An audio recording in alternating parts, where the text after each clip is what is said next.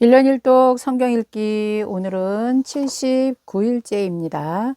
사사기 17장, 18장 말씀 우리가 한번 읽어보도록 하겠습니다. 12명의 사사, 우리 어제 마지막 삼손을 끝으로 이제 사사기의 역사가 끝났거든요. 우리는 지금 역사가 흘러가는 대로 성경을 보고 있죠.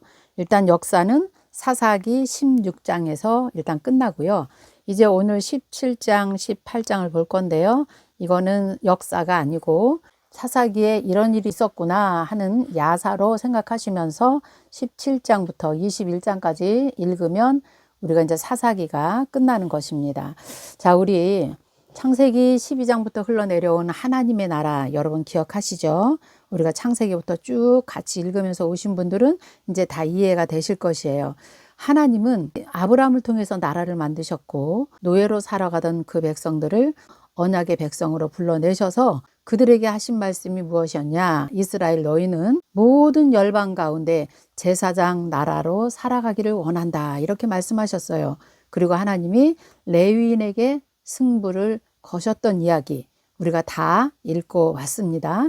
자, 레위인은 계속해서 교육하고 하나님의 나라를 교육하면서 오고 오는 세대들에게 하나님의 말씀을 가르쳐야 되는 사명을 하나님께서 주셨지요. 그래서 레위인을 그렇게 하나님께서 챙기셨던 것도 우리가 계속해서 읽으면서 왔습니다.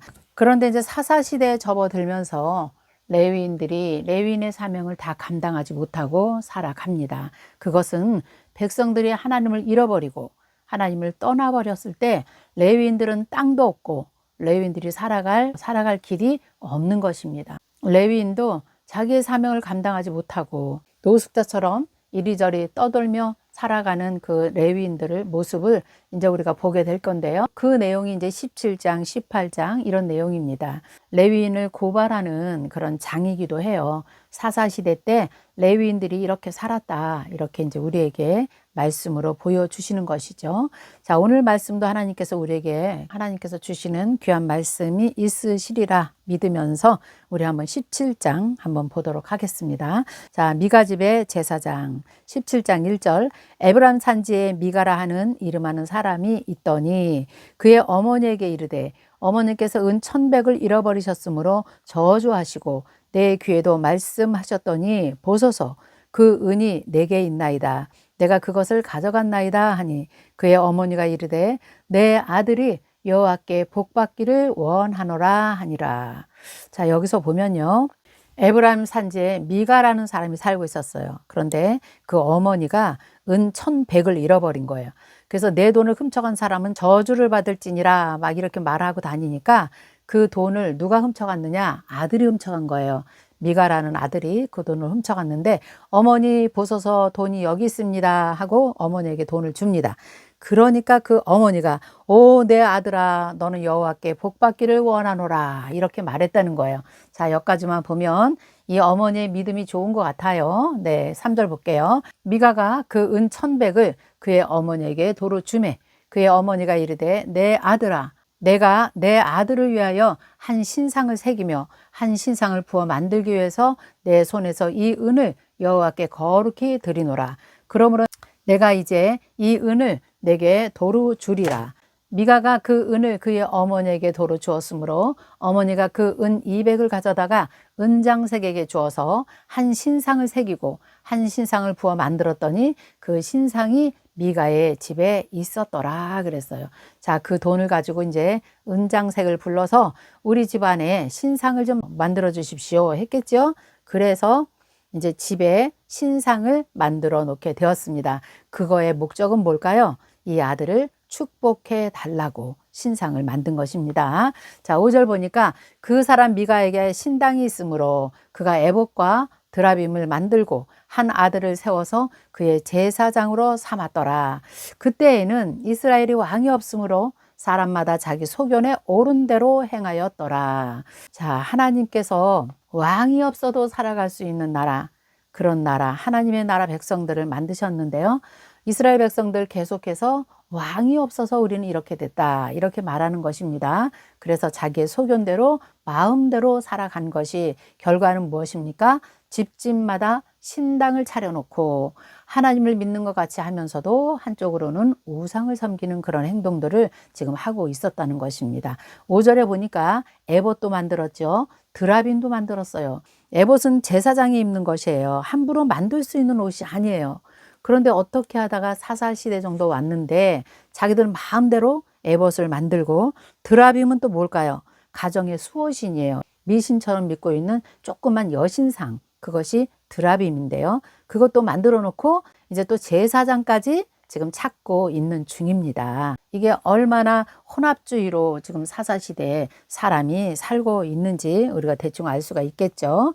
자, 그런데 여기에 이제 제사장이 한 명이 들어오는데 어떤 제사장이 들어오는가? 7절 볼게요.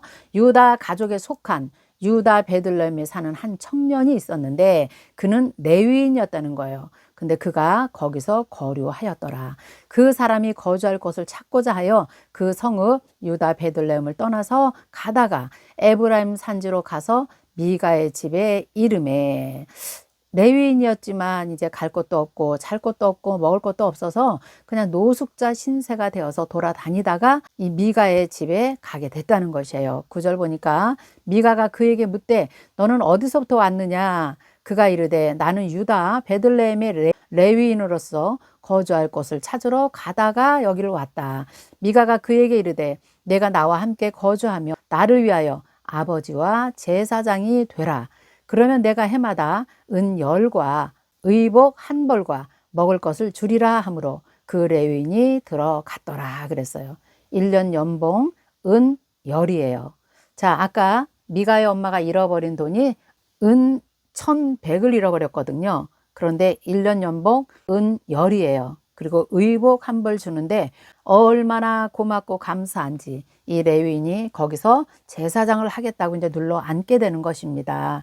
자, 12절. 미가가 그 레위인을 거룩하게 구별하며 그 청년이 미가의 제사장이 되어 그 집에 있었더라. 이에 미가가 이르되 레위인이 내 제사장이 되었으니 이제 여호와께서 내게 복 주실 줄을 아노라 하니라. 아우, 참 너무 기가 막힌 상황을 지금 우리가 보고 있는 것이죠. 자, 12절. 미가가 그 레위인을 거룩하게 구별하며 그 청년이 미가의 제사장이 되어 그 집에 있었더라. 어찌 보면 우리가 거룩하게 구별하였다 그래서 아, 미가는 참 좋은 사람이구나 이렇게 생각할 수 있지만 그 거룩하게 구별한 것이 무엇이냐?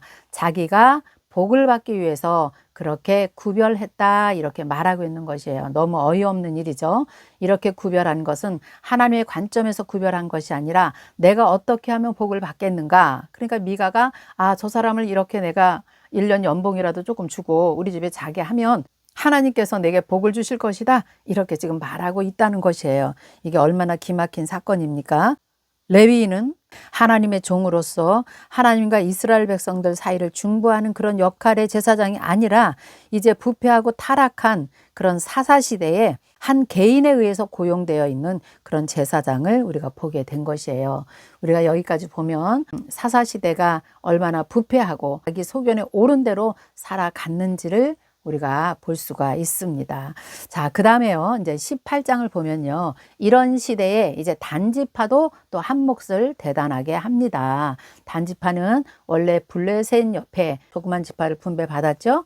하나님께서는 거기서도 자기 주변에 있는 그 남아있는 원주민들 족속들을 전부 다 멸하고 그 땅을 차지하라 이렇게 말했어요. 근데 단지파는 아예 그 땅을 떠나서 자기 마음대로 저기 위에 갈릴리 북부 쪽에 저 위에 거기 라이스라는 지방으로 가서 그 땅을 뺏어버립니다. 그런데 그 땅은 굉장히 평화로운 지역이었어요. 굉장히 평화로운 백성들이 살고 있었던 그런 지역에 가서 그 사람들을 다 내쫓고 단지파가 그 땅을 차지하고 맙니다.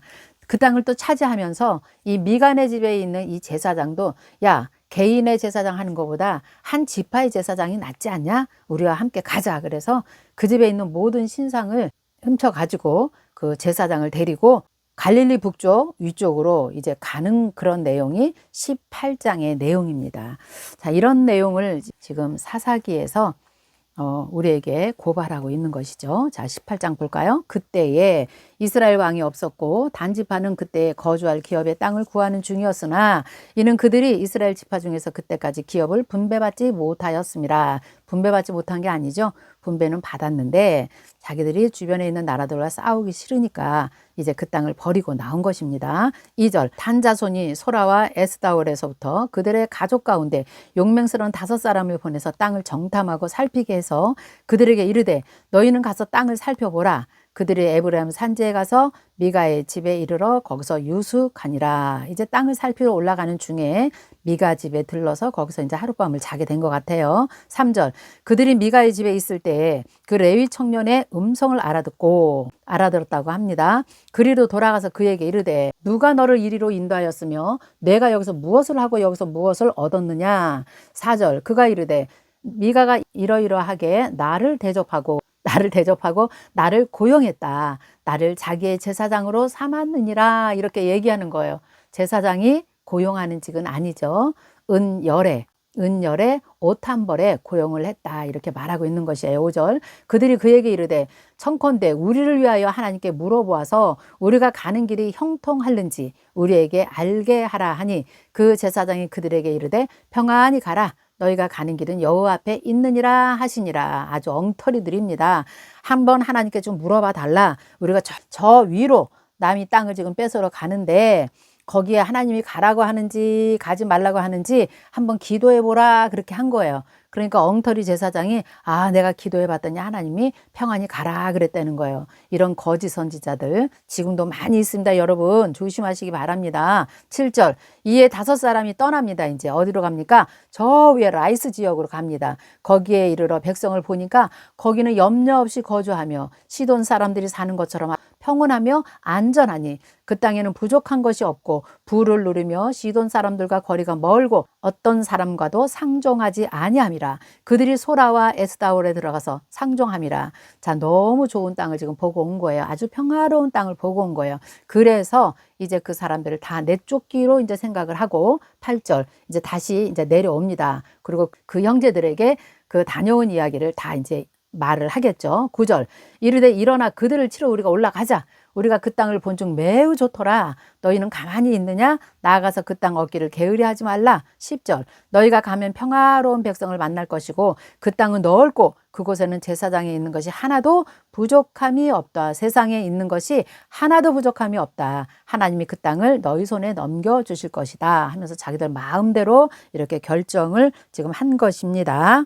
그래서 이제 11절 보니 단지파 가족 중에서 600명이 무기를 지니고 소라와 에스다올에서 출발해서 이제 올라갑니다. 그런데 올라가서 유다에 있는 기럇 여아림에 진치니 그러므로 그것이 오늘까지 마한에 다니며 그것은 기럇 여아림 뒤에 있더라 그랬습니다. 자, 그렇게 이제 거기서 하룻밤을 지내고 13절 보니까 그들이 이제 에브라임 산지에 있는 미간의 집에 갑니다. 전에 라이스 땅을 정탐하러 갔던 5사람이 그 형제들에게 말하여 이르되 이 집에 에봇과 드라빔과 새긴 신상과 부어 만든 신상이 있는 줄을 너희가 아느냐? 그런즉 이제 너희는 마땅히 행할 것을 생각하라. 5사람이 그쪽으로 향하여 그 청년 레위 사람의 집 곧 미가의 집에 이르러 그에게 문안하고. 자, 14절 보니까 지난번에 올라갈 때 잠깐 들렀을 때 그 집에서 본 것이 있죠.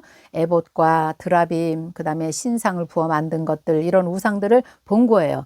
자, 그래서 그것이 지금 단지파 사람들이 이제 탐이 난 겁니다. 이렇게 하면 안 되죠. 그래서 15절에 5사람이 그쪽을 향해서 그 청년 레위 사람의 집, 곧 미가의 집에 이르러 그에게 문안하고 단자손 600명은 무기를 지니고 문 입구에 서니라. 그 땅을 정탐하러 갔던 5사람이 그리로 들어가서 새긴 신상과 에봇과 드라빔과 부어 만든 신상을 가져갈 때에 그 제사장은 무기를 진 600명과 함께 문 입구에 섰더니 그 5사람이 미가의 집에 들어가서 그 새긴 신상과 에봇과 드라빔 부어 만든 신상을 가지고 나오매 그 제사장이 그들에게 묻되 너희가 무엇을 하느냐. 지금 그들이 그에게 이르되 너 잠잠하라. 내 손을 입에 대라. 조용히 하라는 거죠. 우리와 함께 너는 가서 이제 우리 아버지와 우리의 제사장이 되라. 내가 이 한 사람의 집에 제사장이 되는 것과 한 지파 족속의 제사장이 되는 것 중 어느 것이 낫겠느냐 흥정을 하는 것입니다. 세상에나 하나님의 백성들이 이 신상을 다 가지고 가면서 20절에 그 제사장이 마음에 또 기뻐했다는 거예요. 여러분 보세요. 이 제사장이 마음 상태가 이 정도입니다.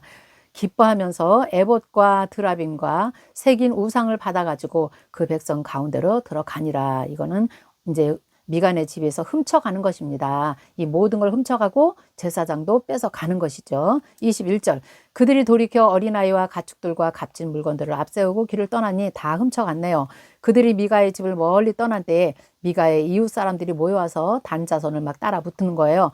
왜 남의 집 걸 훔쳐가냐 그러면서 막 따라 붙는 거 아니겠습니까? 24절은 또 미가가 내가 만든 신들과 제사장을 빼앗아 갔으니 이제 내게 오히려 남은 것이 무엇이냐 너희가 어찌하여 나더러 이런 일을 하느냐 이렇게 말하니까요. 25절 내 가족과 생명을 잃을까 하노니 너 조용히 해라 이러는 거예요.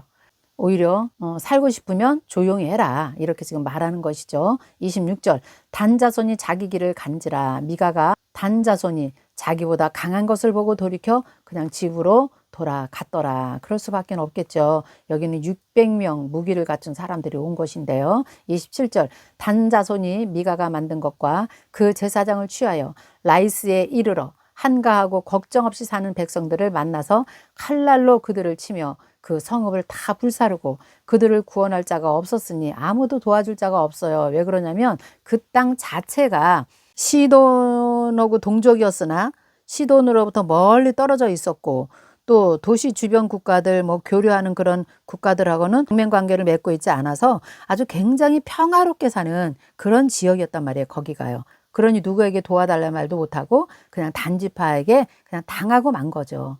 그 성읍을 다 불지르고 이렇게 됐다는 것이죠. 단 자손이 땅을 뺏기에는 아주 좋은 조건이었다 이 말이죠. 자, 29절 이스라엘에게서 태어난 그들의 조상 단의 이름을 따라서 그 성읍을 단이라 하였더라. 그래서 그 지역 이름이 예전에는 라이스였는데 이제 단이 된 거예요. 그 성읍의 본 이름은 라이스였더라. 30절 단 자손이 자기들을 위해서 그 새긴 신상을 세웠고 모세의 손자여 게르솜의 아들인 요나단과 그의 자손은 단지파의 제사장이 되어서 그 땅 백성이 사로잡히는 날까지 이르렀더라. 그래서요 어쨌든 이 제사장이 지금은 노숙사처럼 살고 또 이 단지파에게 가서 좋은 조건에 가면서 막 기쁘다고 하는 이 철없는 이 부패된 제사장도 모세의 손자 게르솜의 아들인 요나단의 자손이다. 이렇게 지금 여기서 소개해 주고 있네요. 31절 하나님의 집이 실로에 있을 동안에 미가가 만든 바새긴 신상이 단지파에게 있었더라. 그러니까요. 이 에브라임 지역에서 실로가 가깝거든요. 근데 실로에 하나님의 집 성막이 있었다는 거예요. 그럼에도 불구하고 이 사사 시대에는 집집마다 이런 신상을 차려놓고 나름대로 그냥 혼합 종교 하나님을 섬기면서 우상도 섬기면서 이렇게 살았다고 지금 기록이 되어 있습니다.